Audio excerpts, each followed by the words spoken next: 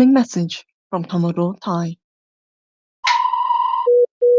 Major Kira reporting. Just wanted to say that when it comes to pop culture knowledge, no one knows more than Commodore Tai. He contains a wealth of nerd knowledge.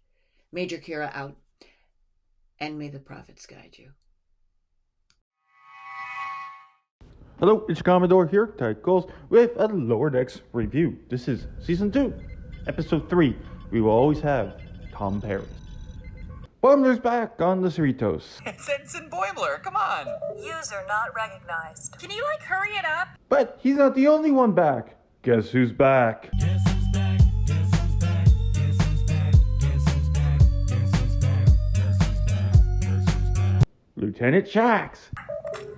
Ketchup, spicy kiwi. Yes, the guy that died in last year's season finale is miraculously back. And we get no real explanation, and the crew doesn't seem to give two shits. Max is alive? Yeah, guess so. Bridge officers are always coming back from the dead. You gonna finish that muffin? But how? He died in an explosion saving my life! I don't know, but whatever happened killed his taste buds for good. Just the episode before, you introduced a new security chief. But oh no, forget about that. So, the second interesting person, the second character from last week's episode has been relegated to nothing. Then what was the point of introducing these two characters? Literally, what was the point?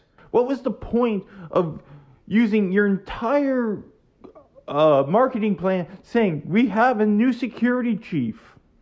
What was the point if you knew you were going to bring Shax back? As a shock? Like, they could have done so much more with that storyline with Shax being back. Maybe it's Rutherford's implant acting up. Maybe he's the only one that can see him. Maybe he didn't die and he escaped and they didn't notice that he escaped. Something, anything would have been better than the crap that they gave us. He was rebuilt by the Borg. He's a mirror universe. But I don't care at this point. Shax was dead. He left. They ended his character arc perfectly. He died what he wanted to do. Save the ship and go out with a blaze of glory. But no, they couldn't leave that alone. So essentially, they rebooted the series at this point. Because everything that happened last season has now officially been wiped out. Boimler's promotion. Mariner having a better relationship with her mom. Shax being dead. The removal of new characters that were just introduced last week. So you have the entire episode of Rutherford trying to figure out, how did Shax get back? Why is he back? Resistance is futile. What was the deal with the Paul Hair in the Nexus? It's always Christmas. I gotta know! And that's his storyline. We have Tendi in sickbay, and she's getting kind of pushed around. But the chief medical officer, Dr. Tana, I believe that's how you say her name, gets Tendi to do an errand for her, to go pick up something for her. Listen, I need you to pick up a family heirloom from a storage unit on Quaylor 2. Wow, Dr. Ta'ana, I'm honored. Don't be. I just need the lowest ranking officer who will ask the fewest questions. This is a personal mission. Do it fast. Keep it private. So, Tendi takes Mariner with her for a... You, girl, then it's about time. Let's do this. Mariner and Tendi on a girls' trip. Girls' trip. So, they go off, and that's their storyline. And the hijinks that ensues, and how little they know of each other. And then you got Boimler, who's back. And he's getting frustrated because the computer's not recognizing him. Like, the food replicator won't work. The turbo lift doors won't work. Nothing is working for him. Computer, manual override. Request denied. Unauthorized personnel. Let me through! What up, Boimler? Makes you think something happened during that transporter shift. But did they bring that up? Nope. They just had Boimler lose his mind.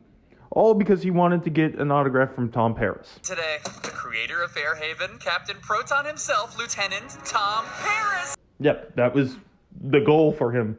Get Tom Paris's autograph.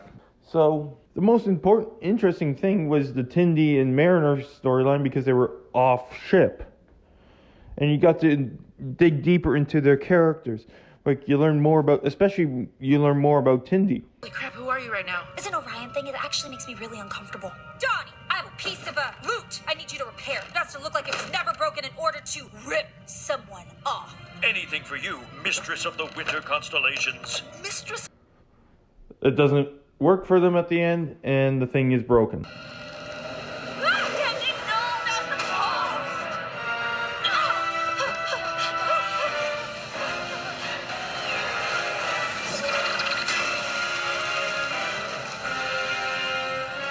They managed to get off.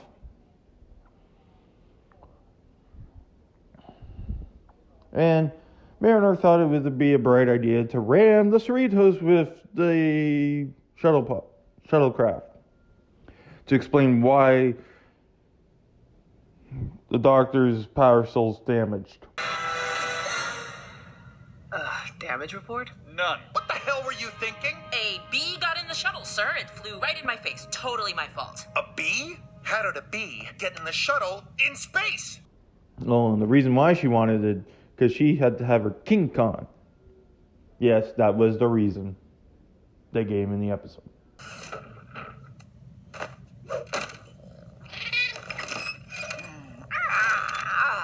That's the stuff. Boimler finally gets everything working, and he meets Tom Paris. But Tom Paris thinks he's a Kazon. I do exist! Tom Paris! A Kazon! Tom Paris, can I just say that I'm a really huge fan and I will wait for you? Out of any species to confuse him with. Yes, he looked brown and stuff, his messy hair, but Kazon? Really? Are we supposed to believe Tom Paris is that daft they couldn't determine from a dirty human and a Kazon? At the end of the day, episode just frustrated me. Like, they destroyed everything from the previous episode. They've essentially rebooted the entire series, so all the character development, all the good stuff that happened in season 1, it's gone. And honestly, all the good stuff in general from season 1 is gone. Like, they're focusing more on the jokes instead of the story.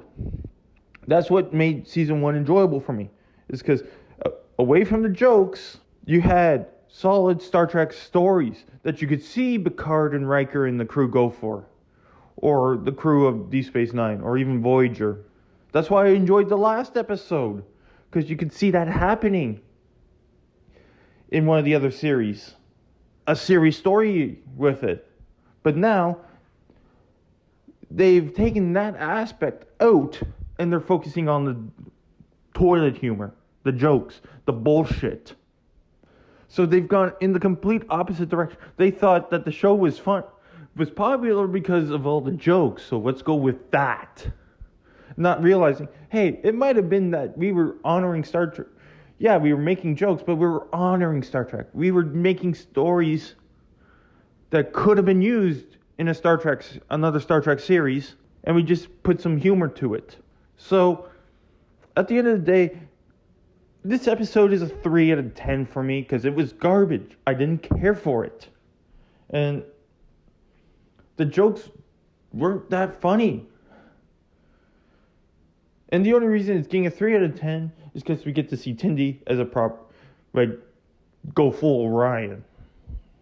That's about it. So maybe it'll be like the original movies and the even number ones will be good. Let's hope. So for your Commodore, Ty Coles, live long and prosper. Hailing frequencies closed.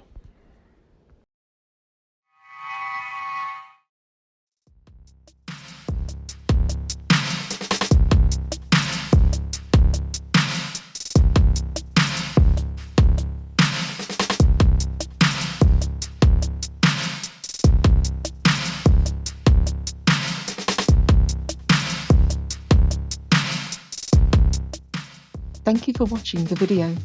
Hit that like button, subscribe to the channel, watch one of my many other videos, and if you like what you see, you can support the channel by donating to my PayPal. So, for Commodore Ty, live long and prosper all, and for now, until next time, the hailing frequencies are closed.